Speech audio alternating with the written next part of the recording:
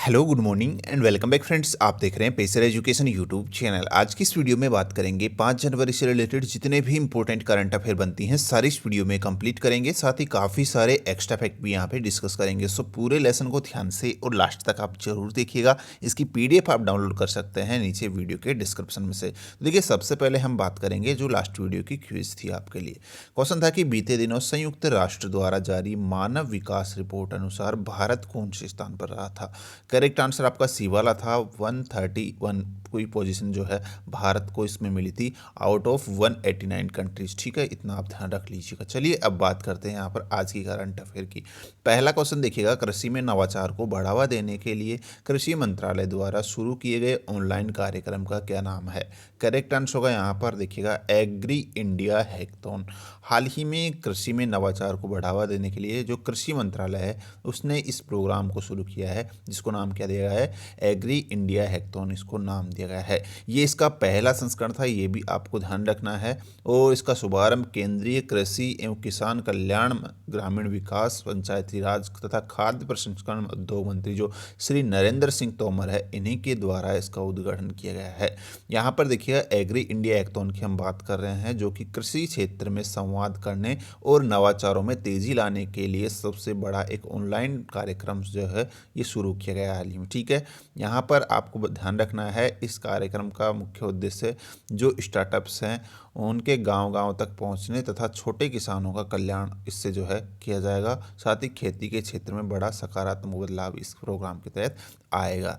Next यहाँ पे question देखिएगा, कोलकाता स्थित garden rich shipbuilders and engineers GRSE ने लैंडिंग क्राफ्ट यूटिलिटी LCU-MK4 श्रेणी के किस पोत को हाल ही भारतीय नौसेना को सौंप दिया है।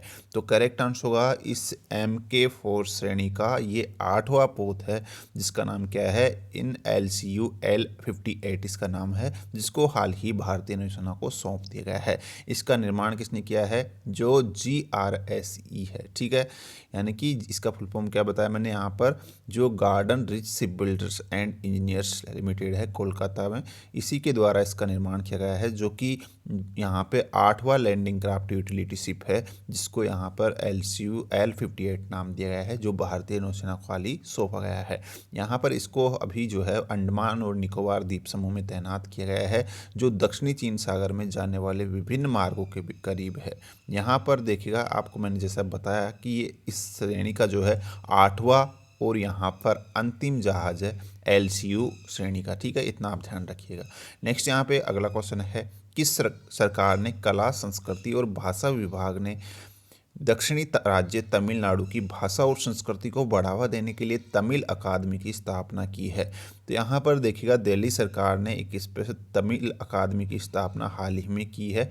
यहाँ पर सी वाला ऑप्शन आपका सही होगा, जिन्होंने यहाँ पर जो दिल्ली के अंदर कला संस्कृति और भाषा है इसी के विभाग ने दक्षिणी राज्य तमिलनाडु की इस मतलब के लिए जो भाषा और वहाँ की जो संस्कृति है उसको दिल्ली के अंदर स्थापित करने के लिए, उसको बढ़ावा देने के लिए ही ये यहाँ पर तमिल अकादमी की स्थापना की है।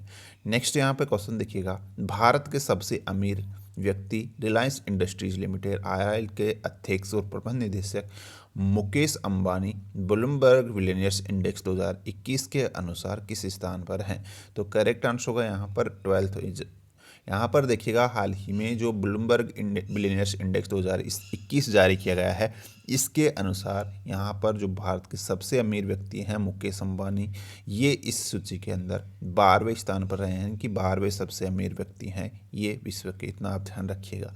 टॉप 3 की अगर बात करते हैं तो देखिए यहाँ पे जेफ बेजोस इसमें ब्लूमबर्ग इंडेक्स में जो है पहले स्थान पर है 190 बिलियन अमेरिकी डॉलर के साथ। दूसरे स्थान पर है यहाँ पर एलोन आर मास्क और तीसरे स्थान पर है बिल गेट्स। ठीक है, ये तो हो गए टॉप 3 सबसे अमीर व्यक्ति यहाँ पर विश्व के। इसी के साथ मैंने अभी पिछले लास्ट वीडियो में बताया था आपको एक यहाँ पर ब्लूमबर्ग इंडेक्स के अनुसार जो एशिया के सबसे अमीर व्यक्ति हैं उसकी भी यहाँ पर सूची जारी की गई थी जिसमें जो लोन वुल्फ के नाम से प्रसिद्ध जोंग सांसान है ये अब जो है एशिया के सबसे अमीर व्यक्ति बन गए हैं। इससे पहले तक जो है मुकेश अंबानी ही एशिया के सबसे अमीर व्यक्ति थे, लेकिन हाल ही इस लेटेस्ट रिपोर्ट के अनुसार एशिया के सबसे अमीर व्यक्ति व्यक्ति जो है यहाँ पर जोंग सांसान बन गए हैं। नेक्स्ट क्वेश्चन देखिएगा, गोवा के 14 वर्षीय लियोन मेंडोका इटली में आयोजित एक टूर्नामेंट में तीसरा और आखिरी नॉर्म जीतकर भारत के कौन से नंबर के शतरंज ग्रैंड मास्टर बन गए हैं। तो हाल ही में देश के जो है ये यहाँ पर 67वें नंबर के ग्रैंड मास्टर बन गए हैं, इतना ध्यान रखिएगा। अब तक टोटल देश में 67 ग्रैंड मास्टर हो चुके हैं इनको मिलाकर। तो हाल ही जो है लास्ट जो ग्रैंड मास्टर बना है वो कौन बना है, लियोन मेंडोका बना है, इतना आपको ध्यान में रखना है, ठीक है, 67वें नंबर का। और यहाँ पर देखिएगा इससे पहले जो 66वें नंबर के ग्रैंड मास्टर बने थे लास्ट ईयर, ये 2020 में अप्रैल की बात है, तमिलनाडु को जो जी आकाश है ये देश के 66वें ग्रैंड मास्टर बने थे, इतना आप ध्यान रख लीजिएगा। पहले ग्रैंड मास्टर कौन है देश के, विश्वनाथन आनंद है, इतना भी आप ध्यान रख लीजिएगा, ठीक है। नेक्स्ट क्वेश्चन देखिएगा, किस देश को नवंबर 2023 तक 3 वर्ष की अवधि के लिए IUCN समर्थित एशिया संरक्षित क्षेत्रीय भागीदारी का संयुक्त अध्यक्ष चुना गया है। तो ये चुना गया है भारत को, ये आपको ध्यान रखना है। एशिया संरक्षित क्षेत्रीय भागीदारी का जो संयुक्त अध्यक्ष चुना गया है वो भारत को चुना गया है। कितने साल के लिए, 3 साल के लिए नियुक्ति दी गई है 2023 तक, ठीक है। नेक्स्ट क्वेश्चन देखिएगा, भारत ने राष्ट्रीय पोषण अभियान हेतु किसके साथ $200 मिलियन के ऋण पत्र पर हस्ताक्षर किए हैं। तो ये समझौता हुआ है वर्ल्ड बैंक के साथ। हाल ही में वर्ल्ड बैंक और जो राष्ट्रीय पोषण अभियान है इसके लिए भारत सरकार के बीच में टोटल $200 मिलियन का ये ऋण समझौता हुआ है, ये आपको ध्यान रखना है। पोषण अभियान की यहाँ पे बात हुई है, देखिएगा इसकी अगर बात करते हैं तो दिसंबर 2017 में जो महिला एवं बाल विकास मंत्रालय है इसी के द्वारा देश भर में कुपोषण की समस्या को संबोधित करने, उसमें सुधार करने के मकसद से ही ये पोषण अभियान शुरू किया गया था।